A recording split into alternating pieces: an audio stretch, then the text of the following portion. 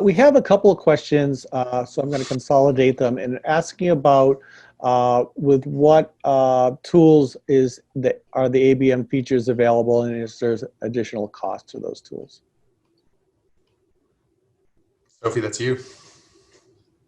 So the question was, is there any other tools of ABM No. and what is the cost? No, at what level are the ABM tools available? In other words, is it Starter, Sales Pro, or Enterprise? And is there additional cost for the ABM features?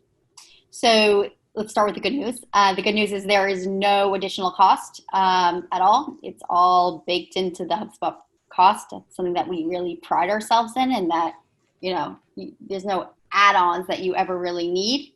It's, if you get marketing professional or sales professional, whatever it is that we say it's included in there is going to be included in there. We're not going to surprise you later on saying, hey, you need this, that, and the other add-on.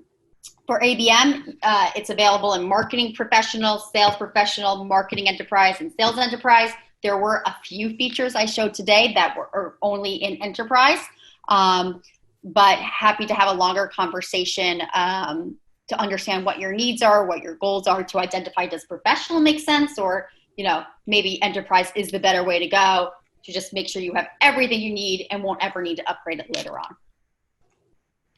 Great, thank you.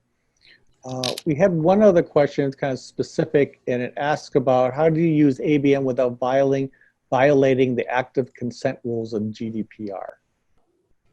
I'm not sure if that's... Ethan, do you want to try, or should I try? Or Sure, I'll try. So one thing I'll say about ABM is ABM and outbound, like kind of completely cold outbound, are not the same thing. So I think it's really easy to say, like, oh, I've picked 10 target accounts. Great. I'm going to go buy lists of emails and go email these people. And it's like, actually, I would not recommend that you do that. Just because you pick 10 targets doesn't mean that you need to go cold email those people without earning their contact information first. And there's, or at least, doing it in a way that doesn't violate GDPR. There's lots of ways to do that. I think when you're picking target accounts, again, this goes back to biting off more than you can chew. I would start with target accounts you already have in your database.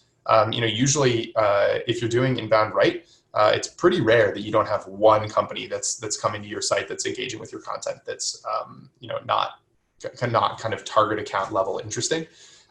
Again, that's how HubSpot thinks about it. It's not like we picked 10 target accounts that we have had no association with our brand. We picked 10 target accounts that we haven't closed yet, but actually are quite familiar with HubSpot, but they just haven't bought anything. And so, yeah, I think, there are ways that you can do that. I think that if for whatever reason, you're not able to attract any contacts, you can do outreach on LinkedIn. I think that's a pretty easy way to stay within GDPR and still get access to folks that you have never kind of spoken to before. But in general, I really think that kind of good inbound is the foundation to great ABM, because just because